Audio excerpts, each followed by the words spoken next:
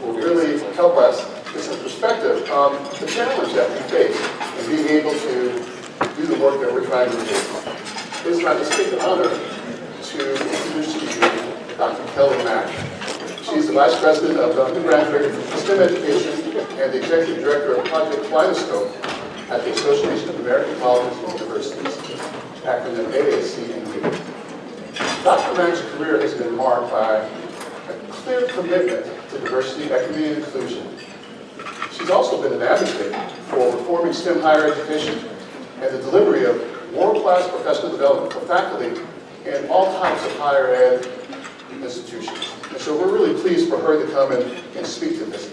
Dr. Mack previously served at NSF as Program Director for the Advanced Program, alone from the University of Maryland, Eastern Shore, where she served for 17 years as a professor of biology there.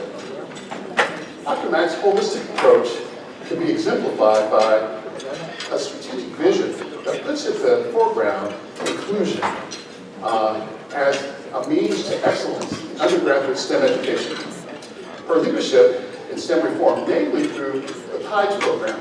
This is a really ambitious program funded by the Helmsley Trust, which she oversaw over a 3-year period, has remarkable results, and she'll be sharing some of those in the context of this keynote as well, too. We are really thankful to have her. She's recognized as a thought leader nationally and as a popular keynote speaker. In fact, for those of you who went to the Transforming Institutions Conference in Pittsburgh last month, you may have heard her. I heard a clap back there. Let's give a clap for Transforming Institutions. Yes. Well, she'll be sharing more and we're trying to connect this to our Include work here at this convening. It is my distinct pleasure, as I mentioned earlier, to introduce to you. And let's give a warm Includes welcome to Dr. Kelly Mack.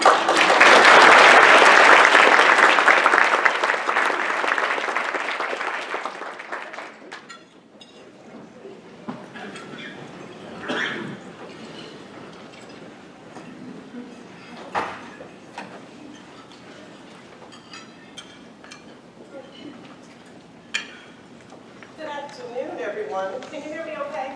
No. No. It's okay, let's see if I can. How about that? Better? Better, yeah. I'll use my classroom voice. How's that? Okay, great. I am so excited to be here with you. Ray asked me if there was some personal anecdote that he could tell you, like my hobbies or something like that, but I really don't have any that I can share. What I will share with you, which I did not share with Ray, is that this is one of the more intimidating talks that I've given about inclusive excellence, about broadening participation. And it's intimidating for one really, I think, good reason. How do I come in front of you and talk to you about doing this work?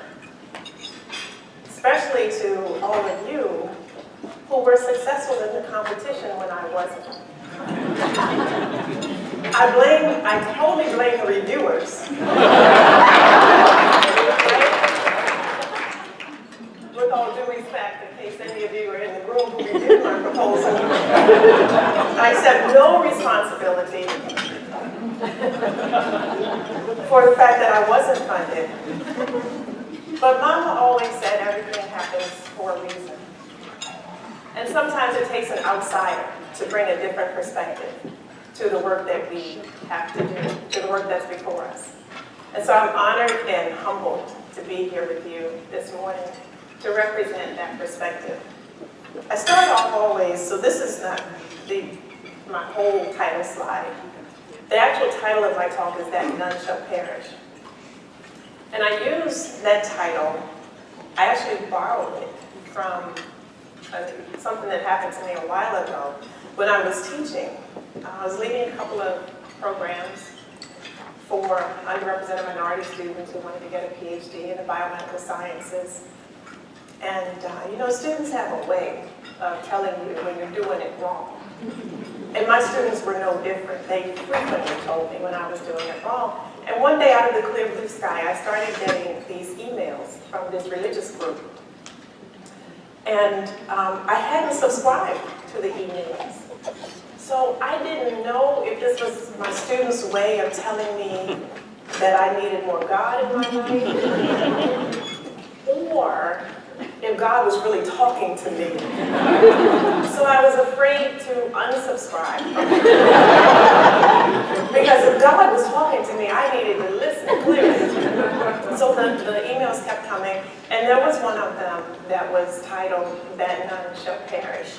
And it did give reference to the biblical verse, but since then, it's also come to be the encapsulation of all of the work that I do around broadening participation and diversity and around STEM reform just in general. So typically when I start these talks, I start off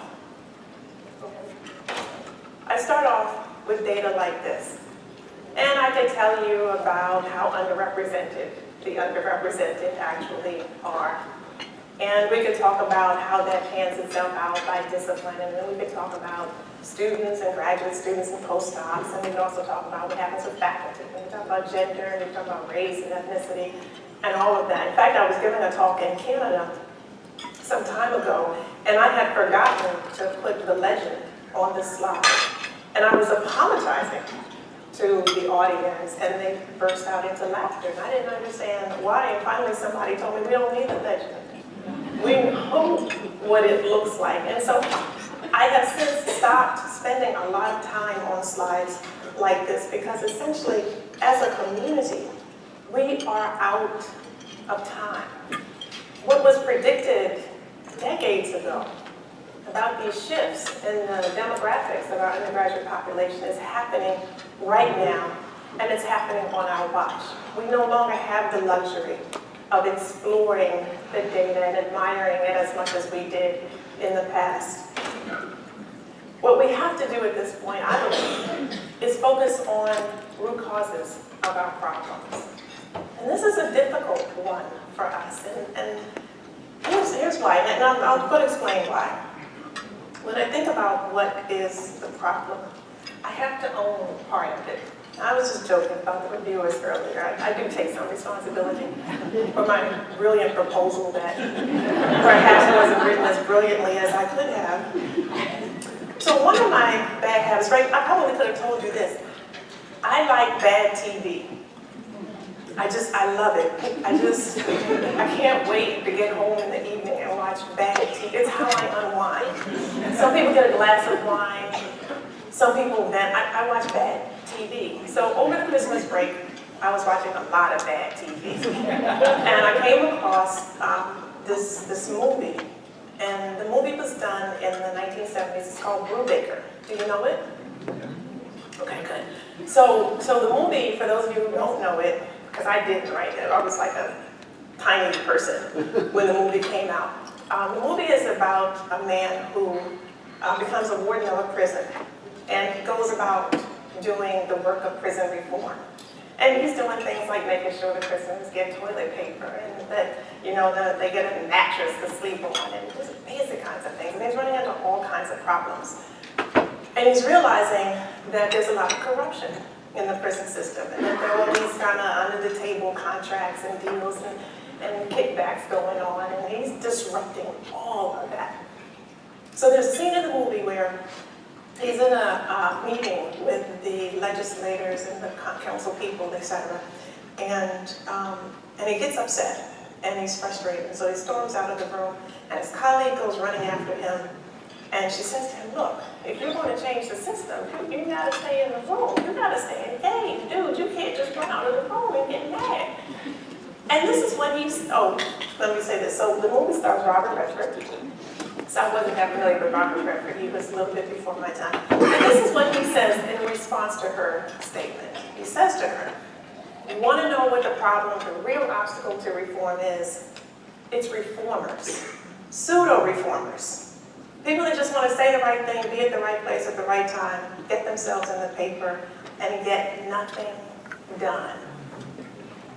And I hear your groans, and I groan the same way. As soon as I heard it, I sat straight up in the bed. This was about like 2 in the morning when I was watching this movie. And I thought, wow, am I a pseudo-reformer? Is that what's happening to me? Because I'm here with you and I want to say the right thing. And I want it to be diplomatic and I want it to land well with you in a way that you can receive what I have to say. I showed up at the right place at the right time. My name is going to appear in the program. I'm proud of that. But I gotta admit that there are days, sometimes weeks, when I feel like I'm getting nothing done. And does that mean I've become a pseudo-reformer and I don't want to be a pseudo-reformer? So what do we do about includes? What do we do with includes and this awesome responsibility that we have? I am so humbled by the work of all of you here. I see so many familiar faces, people whose work I've been reading for years and admired for years and followed in your footsteps. How do we do includes? And not just includes, but real includes. So for that, I borrow from Confucius. And one of the sayings of Confucius in his message to leaders or those of us who are reformers, if we want to succeed, we have to reflect. And it's real simple, right? It sounds real simple, it sounds real basic, but it's incredibly difficult. Especially for those of us who come from disciplines where reflection and time for self-examination are not part of the day, not part of how we operate. So what I want to submit to you is that this work of includes must be the result of constant and critical self-examination at both the institutional and the individual levels. And I would add for us, it must be at the national level as well. So I want to share with you how I arrived at this conclusion. It does come out of our work with TIES. TIES is the acronym for Teaching to Increase Diversity and Equity in STEM. And as Ray said, we were funded by the Helmsley Charitable Trust. And it was a pretty basic program, actually. We wanted to empower STEM faculty in the computer science disciplines to implement culturally responsive pedagogy. Simple enough. We wanted them to have interdisciplinary teams, somebody on the team who was an administrator or had some authority over curriculum change, somebody who was a computer scientist, and somebody from another discipline. And they were involved in basically course design and course redesign. And this was going to bring about institutional change. The magic was going to happen between box 2 and box 3. But it was brilliantly written, and the reviewers loved it. Our goal was to reach 100,000 students. And not a terribly lofty goal, unless you consider that we intended to do this over 3 years. We weren't going after just large institutions, but small institutions as well. What was different about TIES was that faculty were at the core of our intervention. TIES stood flat-footed in the classroom, facing the one at the podium, and declared, this is where change is going to happen. No more workarounds, no more extra co-curricular kinds of activities. We're coming in the classroom because this is where the change must happen. And our entire community bought into that. Superimposed upon this was our 3-year professional development program, and I always emphasize that. 3 years, and actually with the no-cost extension, it was 4. 4 years of work. And that's minimal compared to what the literature tells us it takes for us to see change occur. Literature tells us it takes a minimum of 10 years. We put 4 years in. And in that 4 years, we looked at the social science theory around implicit biases and white privilege and power. We did cultural competency training, and we added mindfulness. I had never done mindfulness before. It was a huge risk. I'll tell you how it worked out. Because everybody wants to know, did it work? I want to get this out first before we talk about what were the lessons that I learned from this work. And I'm still learning the lessons. But I want to go here first, so we just get this out of the way so that you're not left in suspense. It did work. We exceeded our goal in terms of the numbers of students we were able to reach. Remember, this was like a range of institutions. This wasn't just big institutions with big enrollment classes. There were some community colleges, some small women's liberal arts institutions in here, some HBCUs as well. And then we also looked at the self-efficacy of our faculty participants to actually implement culturally responsive pedagogy. And the biggest increases that we saw did occur around actually incorporating culture into computer science content. We also looked at group efficacy. We looked at expected outcomes as well. I didn't show all of that data because I think what's important for this audience, what's important for our discussion today, is what the lessons were that we learned. Even with what we gained, the gains that we saw from TIES, what was most important about it was not what happened on the individual campuses, but how these faculty came to know what needed to happen, how they came to know what needed to be implemented for their students in their institutional context. This is a quote from Dr. Shamir of Lawrence Tech University, and he says it this way: "It's very clear there's no way we could have done it without TIES. The training and experiences we received through that brilliant program. That was a life-changing experience, and for the rest of my career, I will do everything in my power to make sure it changes as many lives as possible." Still, I am more grateful for what TIES did to me as a person than what it did for me as a professional. So, for those of us who run these programs and hold these institutes and host these workshops, it doesn't get any better than that. When the people leaving out of your door say to you, "You changed my life, and now I'm going to change other people's lives in the same way mine has been changed," no numeric, no quantitative analysis could ever compare to something like that. And Dr. Shamir has a chapter in our book, which is now available on Amazon. Just wanted to throw that out there in case you were interested. So if we looked at the actual training, remember year one was about the social science theory. Computer science faculty aren't necessarily privy to what's being written in the social science literature, in the psychology literature, in the education literature. It took us a year just to get comfortable with the literature. It took us a year just to go deep, beyond implicit bias. That was like step one. If there were 10 steps in this process, as like they do in Al-Anon, step one would be, "Hello, my name is Kelly Mack and I have biases." We went all the way down to step 10 to really get into not just the literature about implicit biases, but some of the more radical literature that doesn't necessarily crop up into mainstream discourse.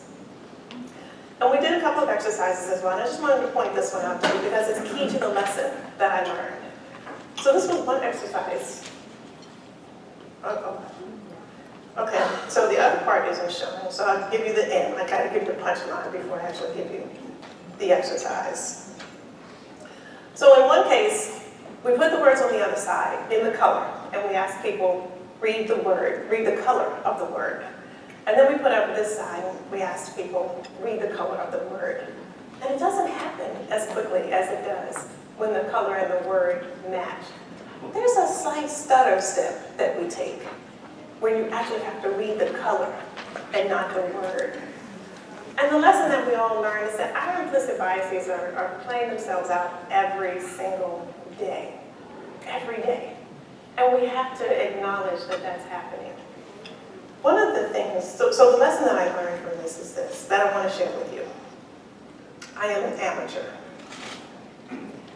It doesn't matter how many workshops I go to, how many institutes I go to as a participant or as a host. This is a lifelong journey that we are all on.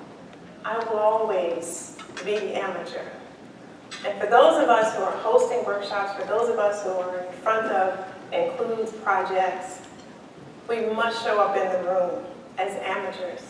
I am African American, I am female, I am from a low socioeconomic status, I grew up in a single parent household, I got a lot of boxes I can check, I got a lot of stuff in my backpack, and still, I do not know, nor am I competent in all of the subcultures of being African American, let alone being white or Hispanic or Native American. The fact that we are all in this room together means that we've made a lifelong commitment beyond includes, but just as professionals showing up in the space to do the work of broadening participation, we've made a lifelong commitment to learn what we have to learn in order to be able to do this work effectively. So my first lesson then is just that. Show up as the amateur, not the expert in the room, whether you're the host or the participant. Year 2 was about cultural competency training. So just a side note here, year 2 was about cultural competency training. We weren't ready in year 1 for what we needed to know to be competent in cultures that were not our own. It took a year before we were even ready to have those kinds of conversations and to participate in those kinds of activities. And I think this is important for us. I go all over the country, and invariably, people want me to give them the list. Just tell me what I gotta do, and I will do it. What do I say when an African American male walks into my classroom? What do I say when an Asian woman walks into my office? Just tell me what I gotta do, and I'll do it. And there is no list. We have to be honest as we possibly can with those for whom we are charged to lead. We have to come to understand how to make moment-by-moment decisions about how we interact with those in front of us. There's no formula for it. There's no experimental method that can describe it. So we're in year 2. We're doing cultural competency training. And there's one exercise that I like to share with everyone because it gives you a sense of where we went with this. And I show this picture because it literally brought us to our knees, individually and as a community. So this will be a familiar image to you. It's a slave ship. We talked about the role of STEM in perpetuating, sustaining the slave trade. The role of STEM in the slave trade. Who would have thunk it? And we came up with all kinds of ideas. And we were right. And you're probably thinking about some of them yourself. Somebody needed to know navigation. Somebody, because you had to steer the ship. Somebody needed to know supply and demand, economics. How many can we fit on this ship? How small do they have to be? And we go through so many. I'm sure there are others that you're thinking about right now. But here's where we fell short. None of us, me included, and I watched groups when I was a kid. None of us thought about the STEM expertise of the slaves. Turns out, there were a lot of revolts that happened on slave ships. It meant that somebody needed to know communication science, because they had to communicate across dialects and across languages. They needed to know navigation systems as well. They had to get back to the motherland. We had never even considered the fact that there were Africans who were hunted because of their STEM expertise, because they knew about irrigation systems. And that was the need back in the US. Didn't occur to us. Did not occur to us. And after 17 years of being in the classroom, and I'm not even in the classroom anymore, but for 17 years I was in the classroom. And that's how I showed up in the room. And I taught at an HBCU. The majority of my students were African American. And I showed up in their space, in front of the classroom, understanding that our ancestors had no STEM expertise in getting here to the mainland. And that is extraordinary. It's extraordinary for me to admit to myself. It's extraordinary for me to stand in front of you and admit it to you in a mixed audience. But it's a very important lesson that I want to share with you. Frederick Douglass talks about leaders. He talks about what makes for an effective leader. And Frederick Douglass says that effective leaders are indebted to themselves for themselves. The lesson that I took away from year 2 is that I am accountable to myself for myself. It's up to me to learn what I need to learn about being culturally responsive and culturally competent. It's all up to me. I can't get it in a workshop. I gotta read it on my own. And I gotta be willing to do even more than that. I gotta be willing to get out of my comfort zone. I gotta be willing to be in spaces where I'm a little bit uncomfortable. I gotta be willing to have some conversations that are uncomfortable. Conversations with others and conversations with myself as well. For all of those individuals who say to me, what do I have to do? What do I have to do about these students? We want diversity. We don't know why they're not coming. We don't know why they don't stay. Just give me the plan and we'll execute the plan. And what TIDES allows us to do is say to those individuals and to ourselves, it's got to start with us. It's got to start with what we are willing to do. And as we sit in these spaces, I know it's easy to think, yeah, I know some people who need to hold themselves accountable. I know some people who have some work to do. What I would submit to you is that so do we. As much work as we've done, we too still have more work to do as well. So year 3, I'm getting a signal. I thought we started early, right? Right. What's up? At 5. Okay. Okay, so I'm almost at the end. So he's so smooth, right? Okay. So year 3, we moved to mindfulness. Huge risk, huge risk. These are computer scientists. Mindfulness is not something that we talk about every day in computer science. But it was wholeheartedly embraced. It was a way of bringing ourselves full circle from coming to terms with our implicit biases and those things that we do without thinking every day to how do we go forward now, being mindful of these interactions that we're having with others who don't look like us. How do we go forward now being mindful about the decisions that we're making moment by moment in this work? And so what I want to do is model for you, is both tell you the lesson that I learned and then also model for you the lesson that I learned. So when I walked away from year 3, what I learned was a win is a win. And this goes back to my earlier comment about what could I possibly say to the audience who was successful in the competition where I wasn't.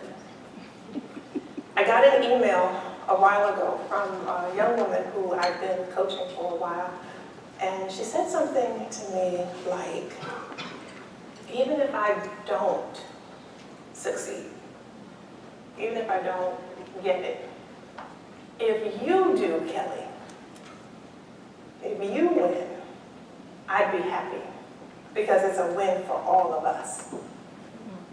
And that's where I stand today.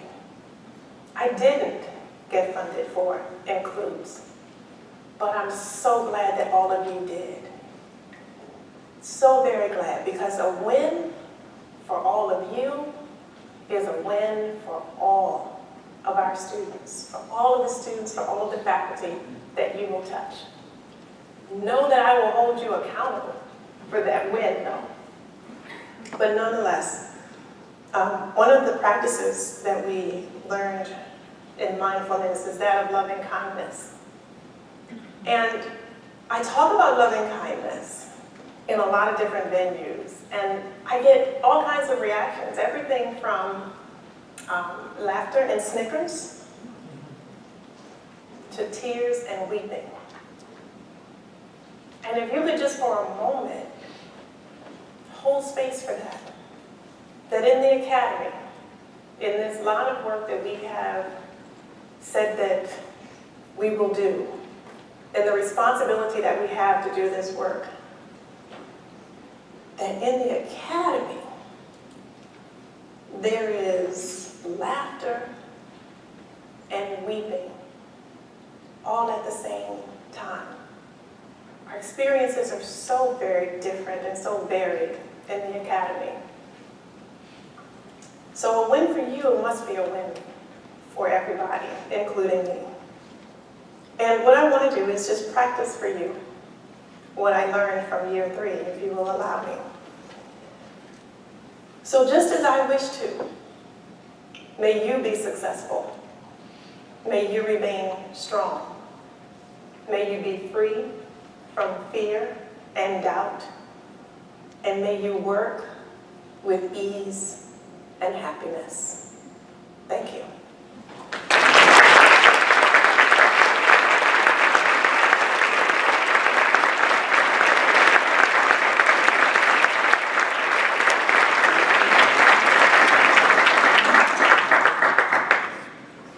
Do I have time? Yes. I have time for questions. Yes, in fact,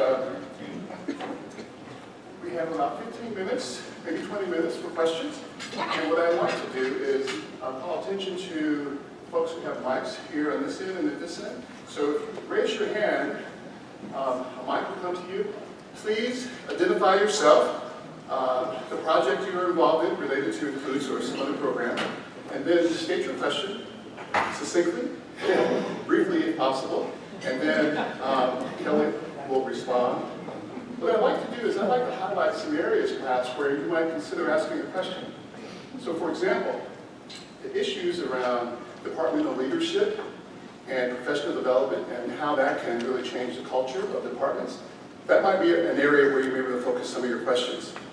Another area that you might consider is the notion of targeted universalism. That's a phrase that's come out of the Haas Institute for a Fair and Just Society at Berkeley. John A. Powell is a popular speaker speaking to that issue around how we focus on the universal by targeting those who we want to see rise and be successful, so that all boats rise. And that is getting a lot of valence now, and you might want to consider a question related to that with respect to how faculty, institutions might be able to make adjustments in order to bring more inclusivity for undergraduate students. Those are just a couple of areas. I don't want to talk too much about it. I just thought maybe you might consider that, because I think Kelly has shared some really provocative things, and I hope that we have a really nice dialogue related to that. So if you have a question, please raise your hand. We'll get a mic to you, and Kelly will then respond. Thank you, Kelly. I got one here. Hi.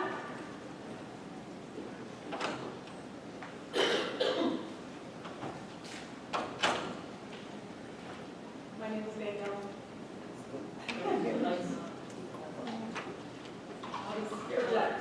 Okay. I'll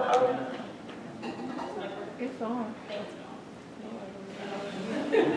Hello. Yeah. My name is Danielle Daniels, and I'm with the University of Rochester, and I am with the Redefining Potential Design and Development Launch Pilot. We also wrote a brilliant proposal that was not funded, so it's fine. All right.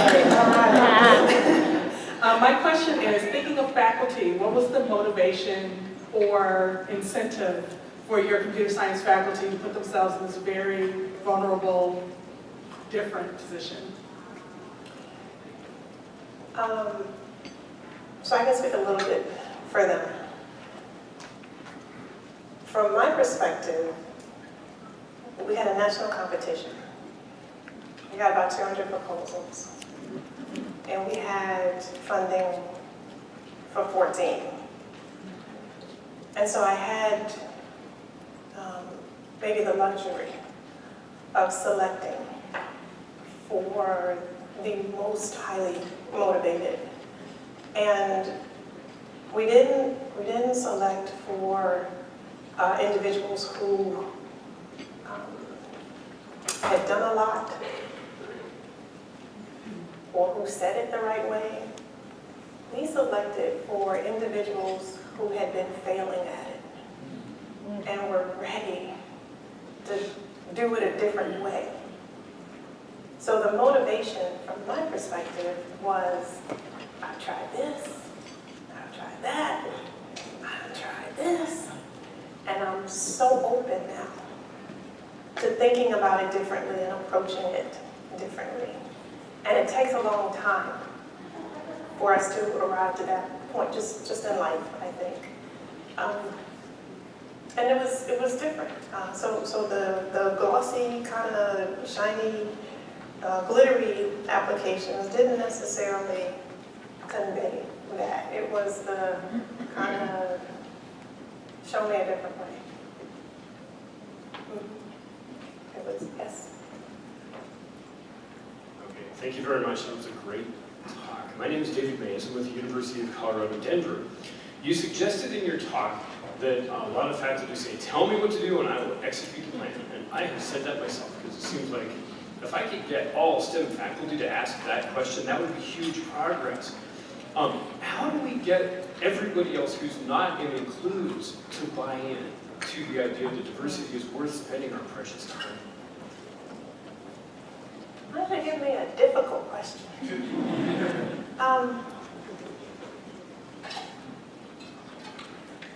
So for me, it has meant being truthful and being honest about what's possible.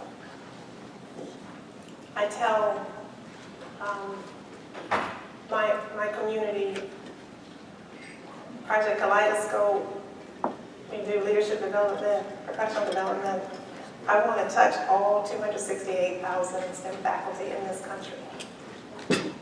Realistically, does it make sense that I want to touch all 268,000? To me, it does. Will I get buy-in from all 268,000? No. And to just come to terms with, not everybody is going to buy into anything that we talk about. And it could be for the good or it could be for the bad.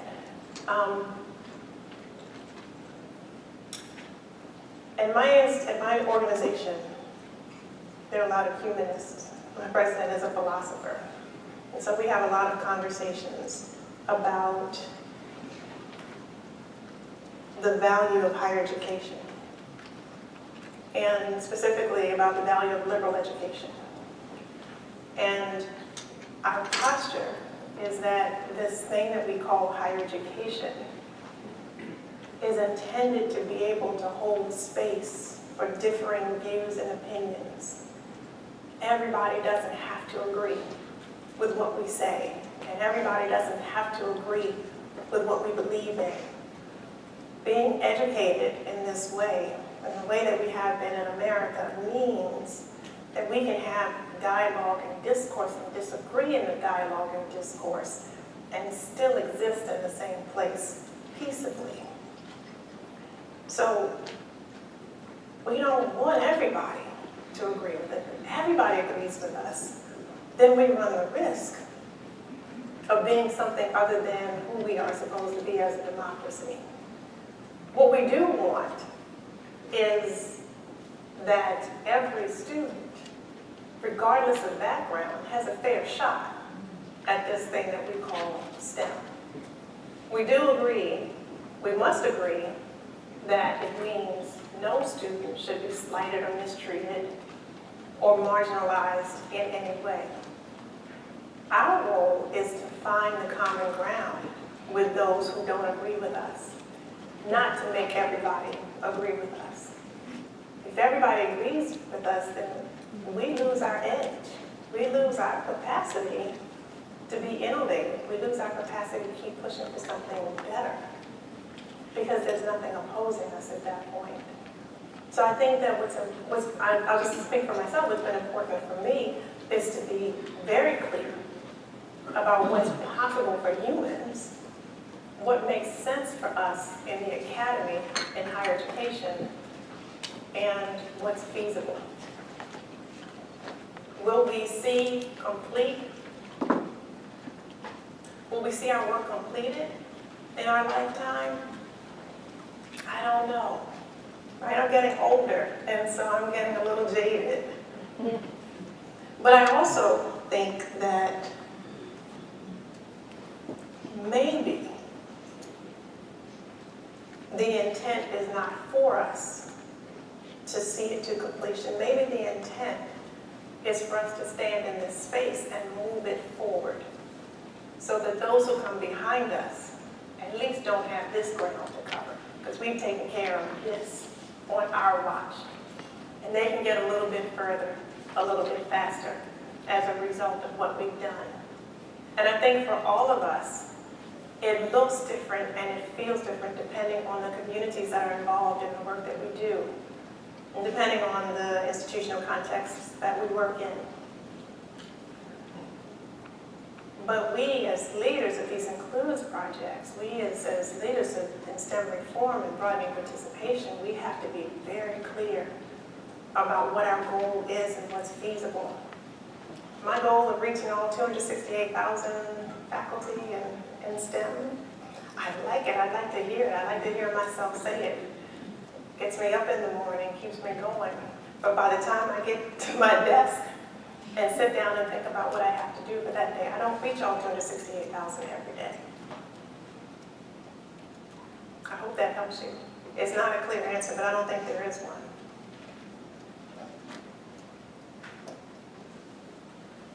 Oh, yes, sir. You kind of answered my question as well. My name is Brian Cox. I'm at the Department of Education in Georgia. I know it's Georgia didn't get chosen in the Mack, but it's okay because Puerto Rico has to win for Georgia too. It's the reviewers, man. Tell me those reviewers, man. So we have a building project, and we were interested in broadening participation for computer science and K-12 education in Georgia. We work with 5 districts, and now the next step is scale. And since I work with DOE, my goal is to get 1.7 million students to have exposure and experiences in computer science. And similar to what he was saying, I would like to get 1.7 million students, but we also deal with local control. So what is the next step in regards to scale? You may not get to 268, but your goal is still the same. It's still to get to 268, and you were successful in this project. What's the next step as far as scale? So scaling makes me nervous. Scaling makes me nervous because I was trained as a physiologist. And if something goes up, something's got to come down, right? The equilibrium is dynamic. The system is a closed system. It's just the way I was trained. It's how I was trained to think about it. So if you do a bolus injection of something, that's going to have a big impact someplace else, and it might not be the impact that you're looking for. If you can do a slow drip, then the negative changes happen much slowly, but they all have to balance themselves out. So when I hear people talk about scaling, I'm not sure I'm clear about what scaling actually means to everybody. I only know what it means to me. But I hear you say you want to reach, you said 1.7 or 4.7? You want to reach 1.7 million students, and I think that's fantastic. Not next year, within the funding period, within the 5-year funding period. But I think it means being clear and being grounded about what's really possible with what you had to put in to serve the ones that you did serve. So how many have you served already? Approximately.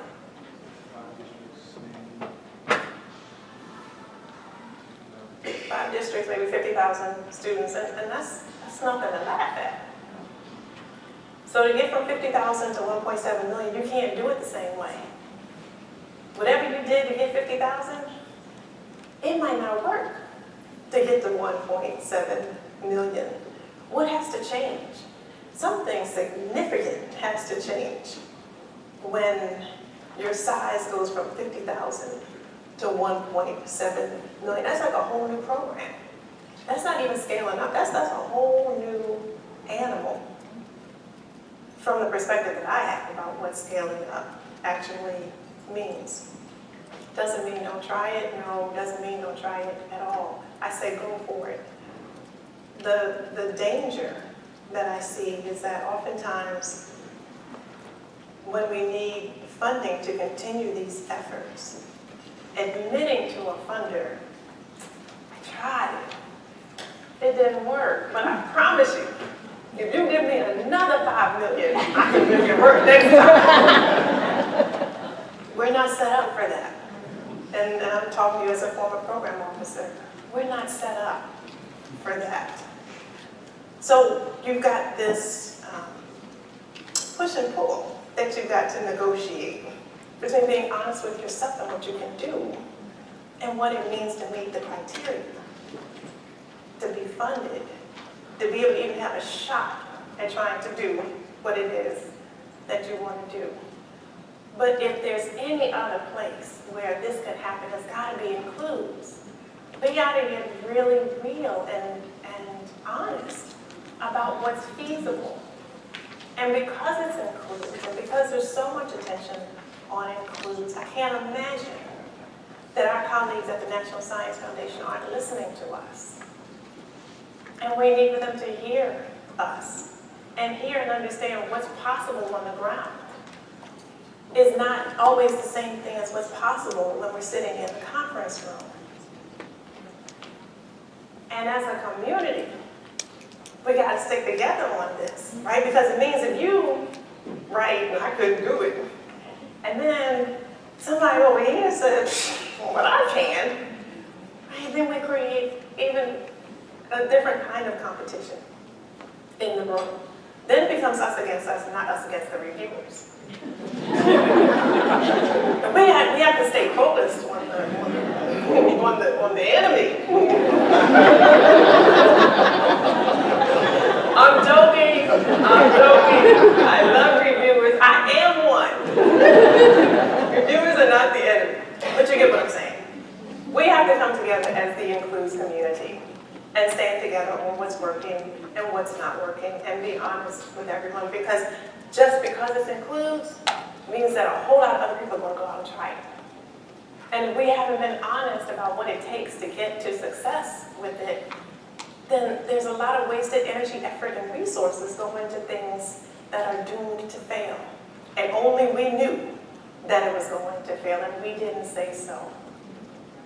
So in addition to our responsibility, and this goes back to being accountable to ourselves for ourselves, in addition to our being responsible for the communities that we lead, we have to be responsible and accountable to ourselves, to be honest with ourselves and to stand together. So I'm getting, now he's going to have like this, did the hook. No, I don't. No. Oh. Time for 2 more Okay. questions. All right. And what I want to say is after those 2 questions are posed and answered, we're going to need to make a transition. That half of the ballroom is going to turn into breakout space. So those of you sitting there, I'm going to ask you if you would, once we finish, to stand and move out into the hallway there. There you'll find information about the concurrent sessions And you'll find that concurrent sessions will be in this area here and all along this corridor to the back. And so just be prepared for that. For those who have additional questions for Kelly, you can come up front and you can engage there because we're going to have a break of about 20 minutes or so, which will allow for us to leisurely take our time. Unfortunately, those of you in the back are going to need to move immediately because the hotel staff will be coming. 2 more questions. Sorry, that's too much information. I'll repeat it again. 2 more questions for Kelly, and then we'll wrap this. Thank you. Hi, Bob. Thanks so much, Kelly. Bob Matthew, Inspire Alliance. I'd like to talk or ask about your first year, maybe your second, because a lot of us are in our first year or maybe our second. And you spoke often about we went through that very important process. I want to kind of get clear on who we is. Was it, if you will, just the project, those who were about to become change agents? Or did it include all of these institutions? So that's my first question. And my second related to that is it sounds like Helmsley was very patient with you, which is something we've talked about in these meetings before. I think we all feel a certain classic NSF federal pressure to produce in that first year. And I'd be interested if, in addition to answering that, sort of how you went about it, because I think we have a lot to learn from how that interplayed with your funding. Yeah. Okay, so the we are all of these institutions, and each one had a team of 3 who came to our annual institutes every year. For the most part, it was the same team. Sometimes they would swap out individuals, but the requirement was that your team of 3 had to have a computer scientist, somebody with authority to make changes to the curriculum, so dean, chair, senior faculty, whatever. And then it also had to have somebody who was not a computer scientist. The we also included a team of institution coaches. So these are individuals who have expertise in broadening participation, in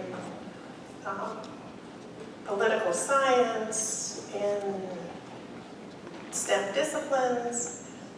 But these were individuals who were in a position to push the team into their destiny. So I'll give an example.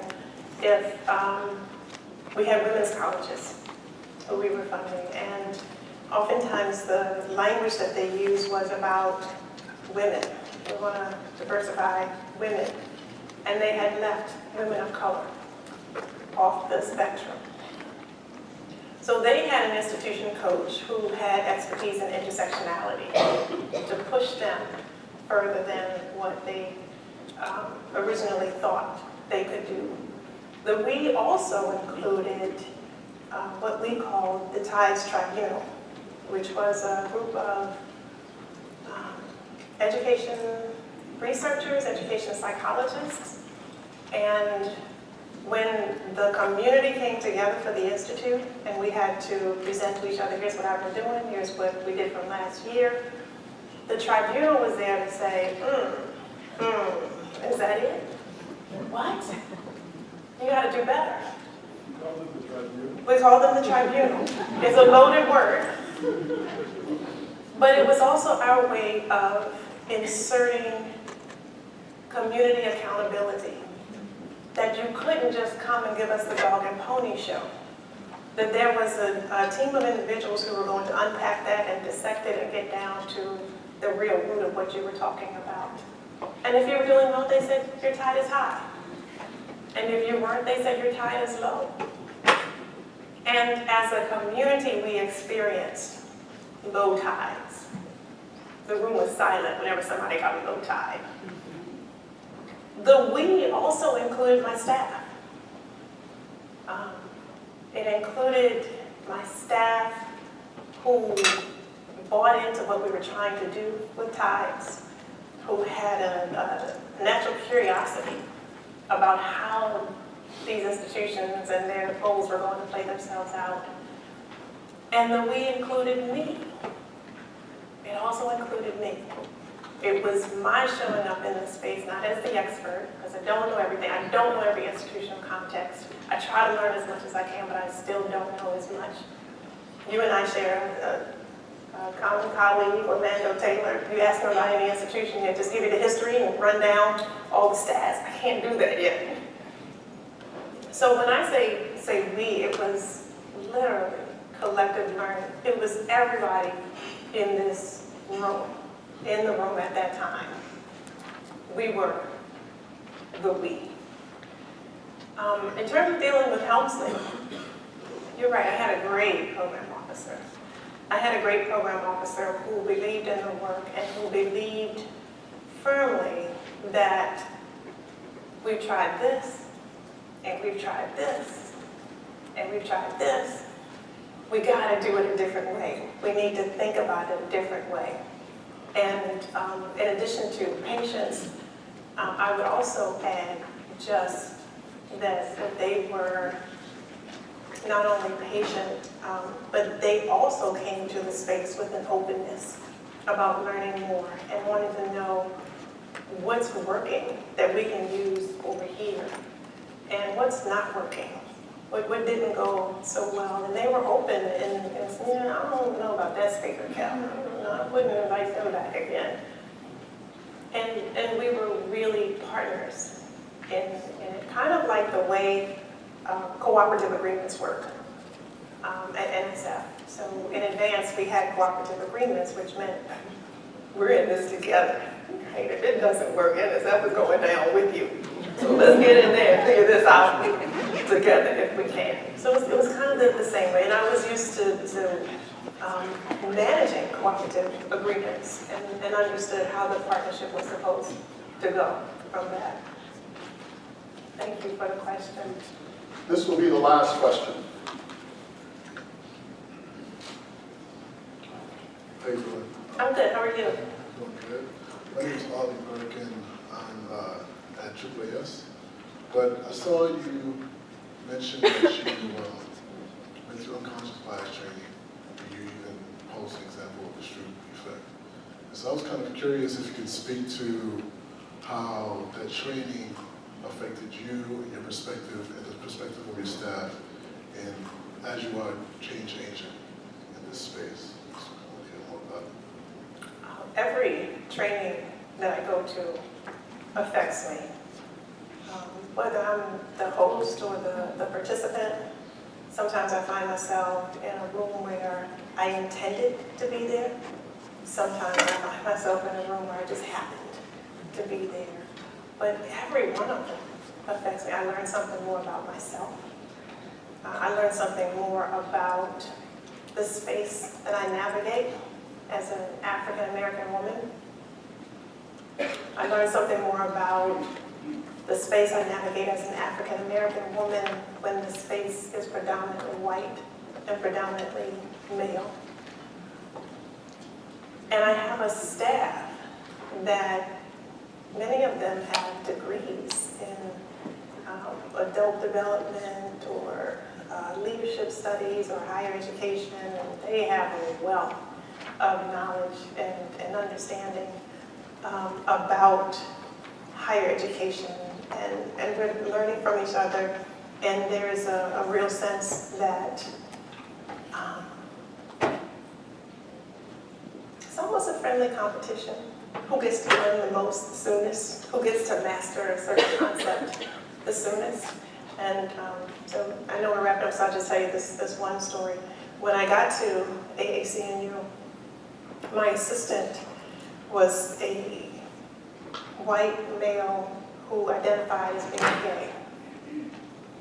And remember I said I worked at an HBCU. So there aren't many white gay males who I know. And what I tell people about that experience is not only did I learn about the culture that he comes from, he was learning about African American culture. So it turns out he's a counselor. He wanted to counsel African Americans who were gay, were transgender, and he needed to know more about African Americans, and he taught me more about being gay. And so we had a wonderful exchange.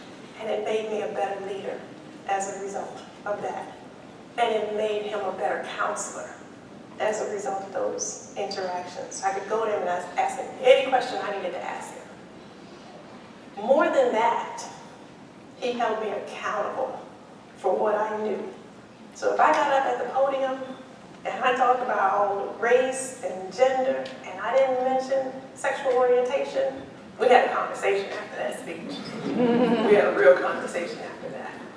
And if I said something in a meeting, left something out, he was right there.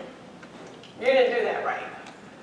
And the openness that we had with each other. So I say that to say this. Every experience for us has to be a learning experience because of the nature of the work that we do. And coming to terms with what we might think about other cultures or what we might think we know has to be a learning experience. And we got to find people who we can have those kinds of conversations with, because it renders us ineffective if we don't. Thank you for that question. Here comes the hook.